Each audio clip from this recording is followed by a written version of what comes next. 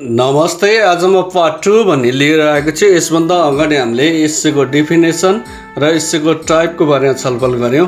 Generally म थोरै भन्दैछु, एकदम समरीमा भन्दैछु, किन भन्दा यसको बारेमा विस्तृत जान्नको लागि हजुरले पार्ट 1 हेर्नुहोला। The essay is a long piece of composition on a themes or subject.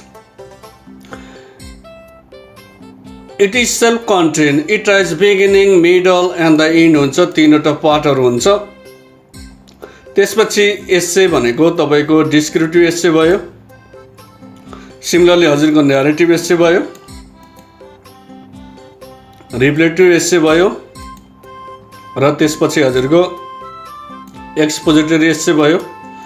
यसको बारेमा हामीले पार्ट 1 मा छलफल गरिसकेका छौँ र अब तपाईले एस्से लेख्दा ध्यान दिनुपर्ने कुरा भनेको हामीले पार्ट 2 मा छलफल गर्दैछौँ। Point remember the organisation of essay. Essay लेख्दा फेरि ध्यान दिनु पर्ने कुराहरूको बारेमा छलफल गर्दैछौँ आज।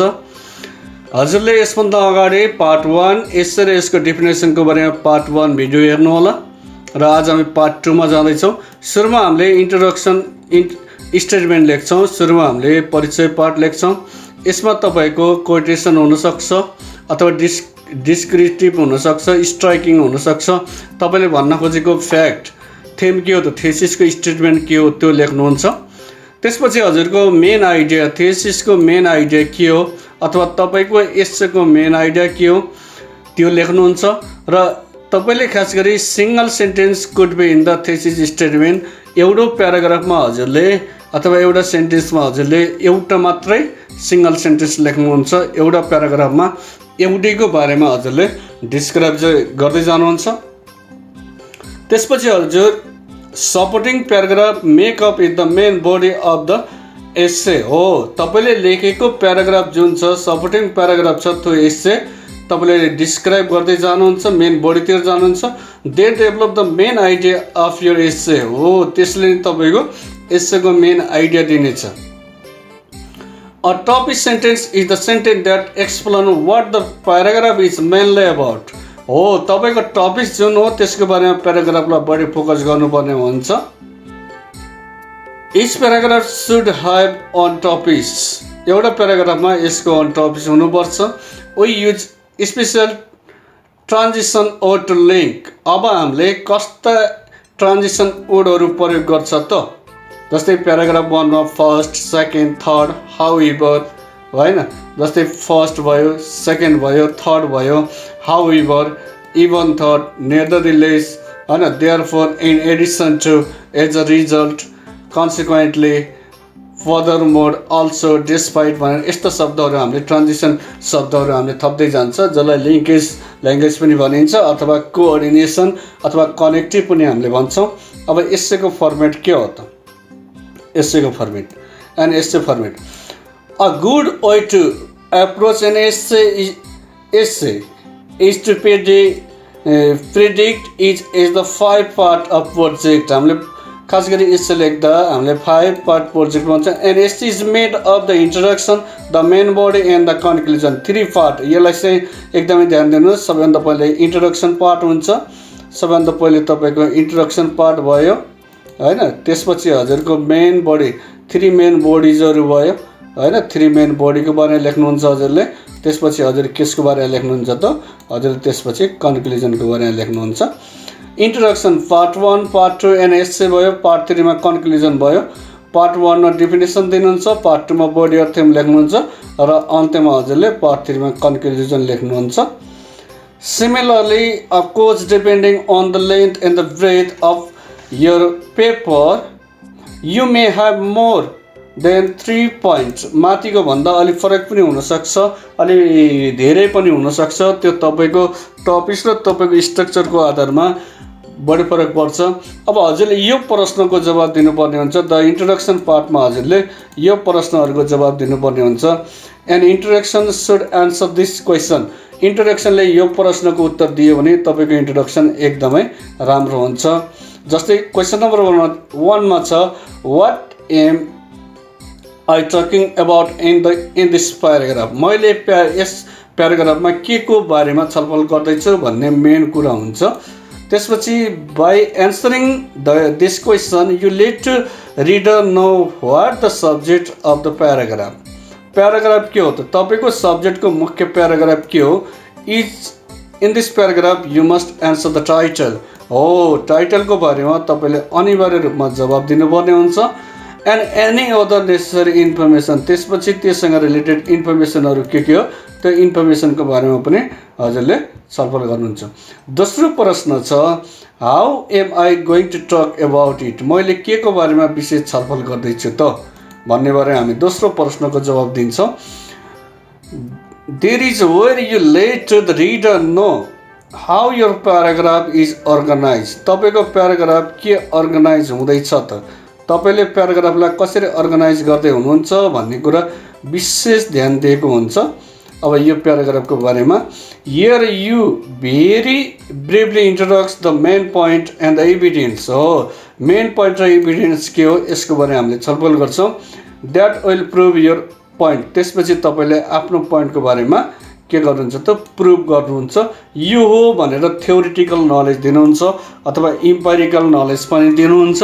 त्यति मात्रै भएन, पोलिसी र तपाईँले थेमाटिक पनि लिटरेचर पनि दिनुहुन्छ। तपाईँको प्रुभ गर्ने आधार के हो भनेर हजुरले त्यसको बारेमा भन्नुहुन्छ।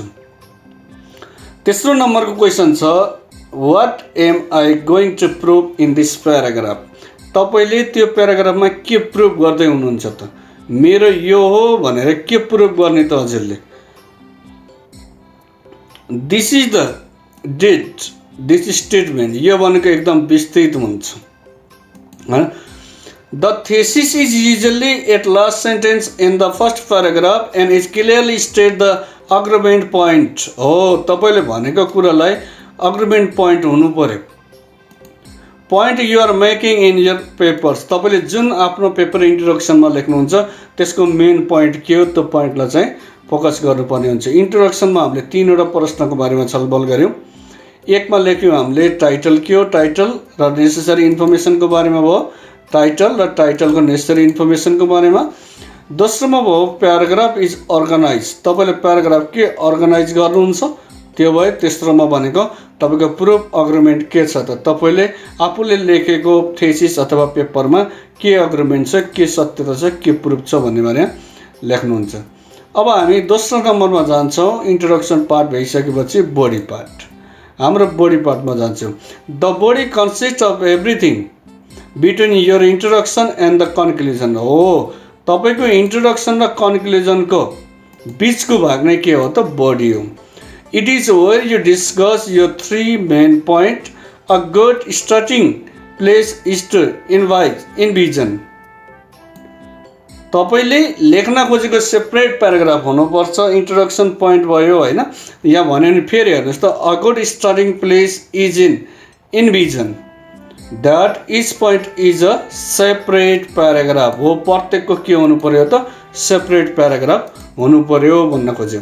जस्तै एकमा के भयो इन्ट्रोड्युस योर पोइन्ट, तपाईँले भन्न खोजेको पोइन्टको इन्ट्रोड्युस हुनु पर्यो। दोस्रोमा एक्सप्लेन योर पोइन्ट, त्यसलाई एक्सप्लेन गर्नु पर्यो, डिस्क्राइब गर्नु। तेस्रोमा गिभ योर सपोर्टिङ इभिडेन्स। हो तपाईँको गिभ इभिडेन्स के हो त, ल तपाईँको त्यसलाई इभिडेन्स गर्ने प्रुफ गर्ने आधार के हो त्यसको बारेमा लेख्नुहुन्छ हजुरले।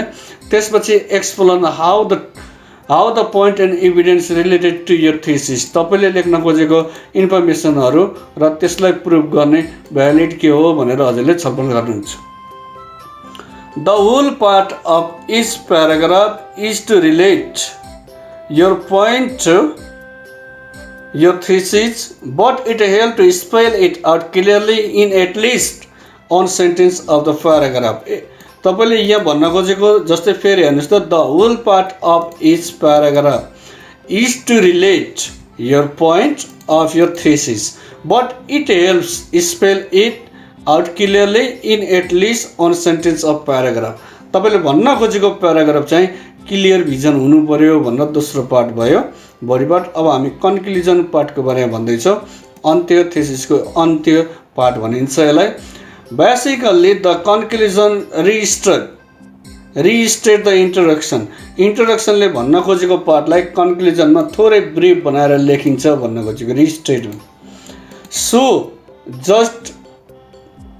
सो सो जस्ट माथिका जुनवटा प्रश्नहरू दिएको छ जस्तै 1 2 3 क्वेसनलाई हामीले दिएको छ नि लेखेको छ नि माथि 1 2 3 क्वेसनलाई लेखेको छ नि हो त्यो क्वेसनले भन्न खोजेको यहाँ केही शब्दहरू लेखिन्छ it is also helpful to trace your agreement as made it within the essay हो माथिका क्वेसनहरूलाई राम्रोसँग सिस्टमेटिक तरिकाले हामीले अन्त्यमा दिन्छ a good way to do this is to create a proof that might look something like this अब हामीले जस्तै पोइन्ट 1 भयो पोइन्ट 2 भयो पोइन्ट 3 भयो थेसिसको बारेमा यसरी लेखिन्छ अब पोइन्ट 1 हेर्नुहोस् त पोइन्ट 1 इन्ट्रोडक्सनमा सब्जेक्ट हुने भयो त्यसपछि तपाईँको मेन पोइन्ट हुन्छ त्यसपछि हजुरको मेन पोइन्ट पछि के हुने भयो त थेसिस हुने भयो थेसिस हुन्छ अब यसमा हजुरले intro and explain of point गर्नुहुन्छ इभिडेन्स लेख्नुहुन्छ दोस्रो पार्टमा इन्ट्रोडक्सन पार्टमा हो यो दोस्रो पोइन्टमा लेख्नुहुन्छ हजुरले त्यसपछि इभिडेन्स के हो तपाईँको इभिडेन्स लेख्नुहुन्छ हाउ पोइन्ट रिलेटेड टु थेसिसको रिलेटेड पोइन्टहरूलाई पनि हजुरले लेख्दै जानुहुन्छ अब पोइन्ट 2 मा हजुरले के लेख्नुहुन्छ त introduction and explanation of point भयो इभिडेन्स भयो how point related to the thesis भन्ने बारे लेख्नुहुन्छ अब पोइन्ट 3 मा इन्ट्रोडक्सन भयो एक्सप्लेन भयो इभिडेन्स भयो हाउ द पोइन्ट रिलेटेड भन्ने बारे लेख्नुहुन्छ र अन्त्यमा हजुरले कन्क्लुजन लेख्नुहुन्छ कन्क्लुजनमा हजुरले रिस्टेट सब्जेक्ट लेख्नुहुन्छ समराइज द मेन पोइन्ट लेख्नुहुन्छ रिस्टेट थेसिस भन्न खोजेको section B and C can combine into the proof जस्तै organisation is an essay is important not only because it makes the essay easier to write it also guide the reader through the writing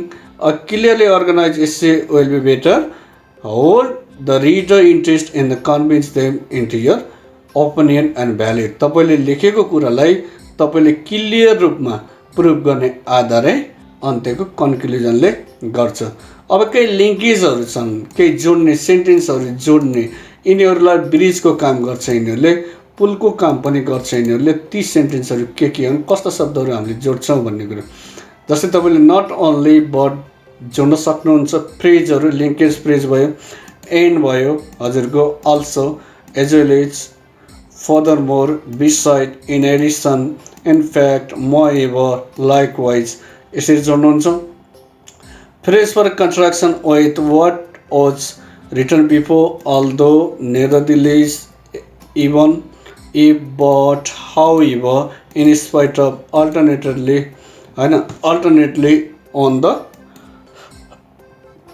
other and Similarly, phrase for giving example, for example, and particular to illustrate. For instance, such is like भनेर लेखिन्छ. Phrase for presenting result as a result, therefore, thus, consequently, so, eventually, hence, the reason why भनेर यसरी लेख्नुहुन्छ. Phrase for condition मा आयो भने if, so that, whether,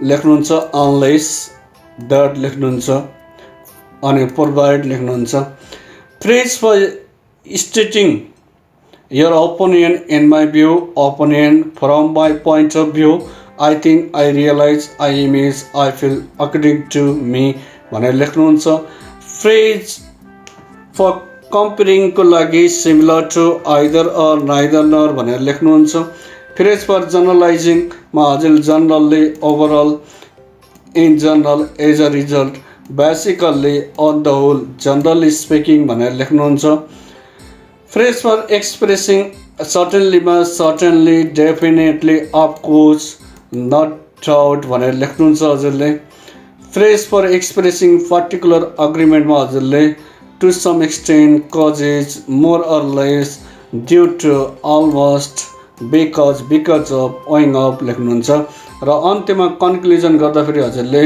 summarise to summarise lastly in conclusion firstly होइन in short of to conclude with भनेर यसरी हजुरले एसेको बारेमा लेख्नुहुन्छ यो मेरो एसे पार्ट 2 थियो पार्ट 2 मा हामीले इन्ट्रोडक्सन पार्ट बडी पार्ट र कन्क्लुजन पार्ट कसरी लेख्छ र तिनीहरूमा कुन कुन फ्रेजहरू हामीले जोड्छ भन्ने बारेमा छलफल गऱ्यौँ र यसभन्दा अगाडि मैले पार्ट 1 एस्सेको डिफिनेसन र एस्सेको टाइपहरूको बारेमा छलफल गरिसकेको छु। पार्ट 1 लाई हेर्नुहोला र पार्ट 2 लाई कन्टिन्यू हेर्दै जानुभयो भने तपाईलाई पक्कै पनि एस्से लेख्दा एकदमै सजिलो हुनेछ। एउटै भिडियोमा मैले समेट्न खोजेँ भने एउटै भिडियो धेरै लामो हुने भएको कारणले म अर्को तपाईलाई एकदम इजी वे टु राइट एस्से, अब यति जानिसकेपछि जस्तो सुकै एस्सेलाई पनि तपाईँ लेख्न सक्नुहुनेछ। त्यो पार्ट 3 मा म प्र्याक्टिकल सिकाउने छु र पार्ट 2 मा आज हामीले इन्ट्रोडक्सन पार्ट, त्यसपछि बडी पार्ट र कन्क्लुजन पार्टको बारेमा छलफल गऱ्यौँ।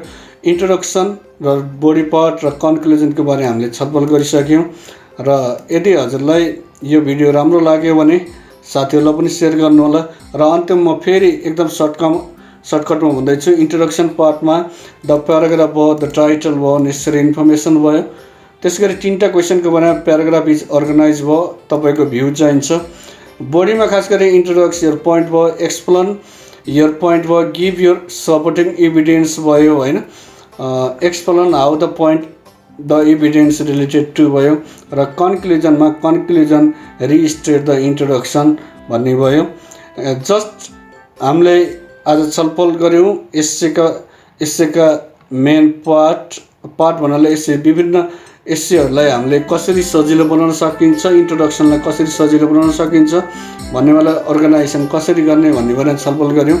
यो भिडियोले पक्कै पनि हजुरलाई सहयोग गर्नेछ भन्ने आश लिँदै आजको यो भिडियोबाट म पनि बिदा माग्ने अनुमति माग्छु। हस्त नमस्ते।